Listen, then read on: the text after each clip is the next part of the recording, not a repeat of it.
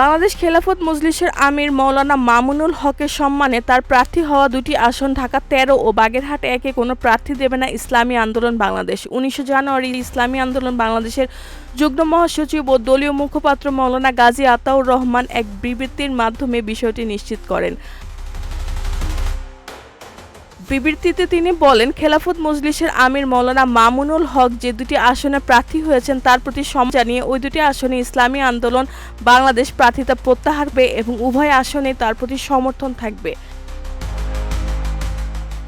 তিনি আরও জানান, ইসলামী রাজনীতিতে মাওলানা মামুনুল হকের ত্যাগ ও অবদানের প্রতি সম্মান জানিয়ে এই সিদ্ধান্ত নেওয়া হয়েছে। গাজী আতাউর রহমান বলেন, ইসলামী আন্দোলন বাংলাদেশ অন্য কোনো দলের সঙ্গে যৌথভাবে নির্বাচনী পথে হাঁটার কোনো চিন্তা করছে না। তবে যেসব আসনে দলটি প্রার্থী নেই সেসব আসনে নীতি ও আদর্শের ভিত্তিতে সৎ ও যোগ্য প্রার্থীকে সমর্থন দেওয়া হবে।